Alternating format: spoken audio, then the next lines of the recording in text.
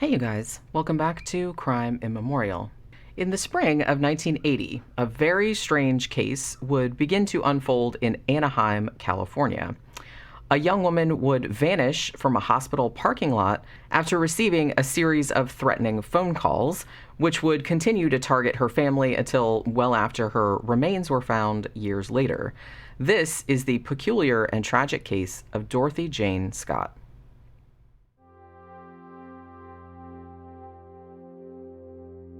32-year-old Dorothy Jane Scott was a quiet, deeply religious woman, a single mother who lived in Stanton, California, with her aunt and her 4-year-old son, Sean.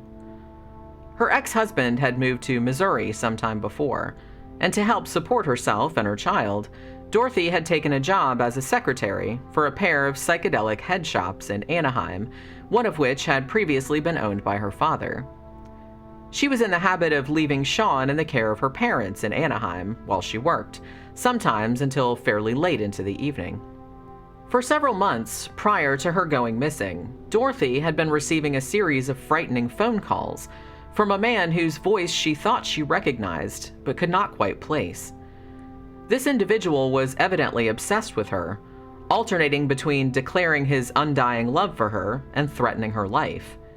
He was also clearly stalking her very closely, particularly when she was at work, as he often told her details of what she had been wearing or doing on any particular day. On one occasion, this unidentified male demanded that Dorothy go outside because he had left something for her. When she followed his instructions, she found a dead rose lying on the windshield of her car. And on an even more terrifying day, the caller explicitly told Dorothy that he was planning to cut you up into bits so no one will ever find you. Dorothy, understandably rattled, began taking karate classes and even looked into purchasing a handgun, though she was reluctant to keep the weapon in the house around her young son. Despite dealing with this campaign of harassment, Dorothy was trying to live as normal a life as she could manage. On May 28, 1980, she followed her usual routine, dropping Sean off at his grandparents' house, then continuing on to work. There was an employee meeting that night, and Dorothy attended along with several of her coworkers. However, at around 9 p.m., Dorothy couldn't help but notice that another employee at the meeting, Conrad Bostron, wasn't looking all that well. He had an inflamed red rash on his arm and appeared pale and ill. She offered to drive him to the emergency room at nearby UC Irvine Medical Center, and Conrad agreed. Another coworker, Pam Head, told them that she would come along to help out. On the way to the hospital, Dorothy stopped at her parents' house to check on Sean and tell them what was going on. While there, she also took off the black scarf she had been wearing and replaced it with a red one. After that, the three of them continued on to the emergency room in Dorothy's car. Pam and Dorothy sat in the hospital waiting room chatting for a couple of hours while Conrad was being seen to.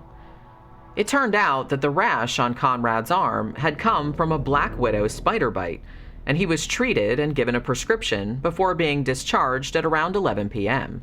Because Conrad was still feeling under the weather, Dorothy said that she would go out to the parking lot alone and bring the car around to the entrance to pick them up.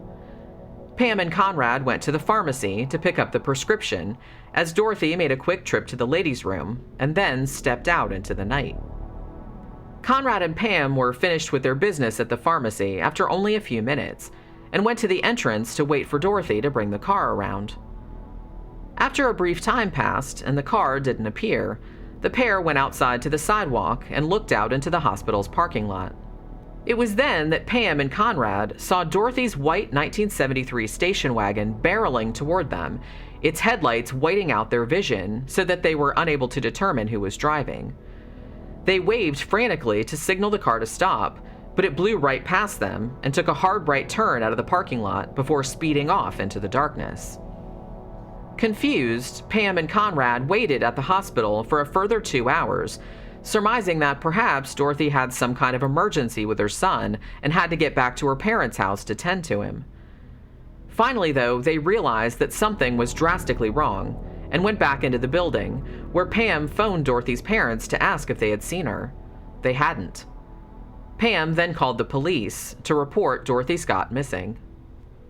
At around 4:30 a.m., police discovered Dorothy's vehicle ablaze in an alley about 10 miles away from the medical center. No evidence of Dorothy or her alleged kidnapper was found at the scene. A week passed by with no hint of Dorothy's fate. Then, on Wednesday, June 4th, the phone rang at the Anaheim home of Dorothy's parents, Jacob and Vera. When Vera answered the phone, the male caller asked if she was related to Dorothy Scott. Vera confirmed this, and then the man said brusquely, "I've got her," and hung up. Similar phone calls would plague the Scotts nearly every Wednesday afternoon for years. Sometimes the caller would state that he had Dorothy. Other times he would say that he had killed her. In like fashion, after the Orange County Register newspaper ran a story about the disappearance in their June 12th issue, the man called their offices as well. Not only did this individual have details about the case that weren't then known to the public, for example, that Conrad had been treated for a spider bite and that Dorothy had stopped to change out her black scarf for a red one, but he had no qualms about telling the managing editor, "I killed Dorothy Scott. She was my love. I caught her cheating with another man. She denied having someone else. I killed her." Though police were certain that the caller had indeed kidnapped and possibly murdered Dorothy, a few of his statements were questionable. He claimed, for instance, that Dorothy had phoned him from the hospital on the night she vanished. Co-worker Pam Head insisted that this was impossible, as Dorothy had been at her side all evening, and at no point had she excused herself to use the payphone. The only time Dorothy had been out of her sight, Pam said, was when she went into the restroom prior to walking out to the parking lot. The caller's further statement that Dorothy had been cheating with another man was also contradicted by Dorothy's parents and co-workers, who told authorities that Dorothy had not been dating anyone seriously, and in fact rarely dated at all, as she was focused on work and caring for her son.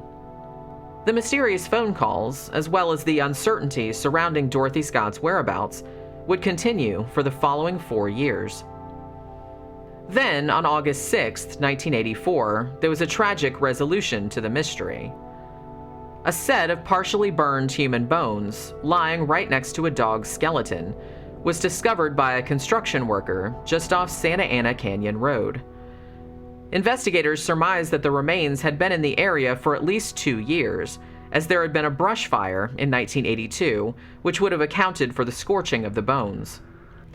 A lady's watch and a turquoise ring were also unearthed at the site, accessories identified as belonging to Dorothy Jane Scott. Dental records soon confirmed the identification. Though cause of death could not be determined, Dorothy's watch had stopped at 12:30 a.m. on May 29, 1980, indicating that the woman had been murdered shortly after her vehicle was seen speeding away from the UC Irvine Medical Center by her co-workers.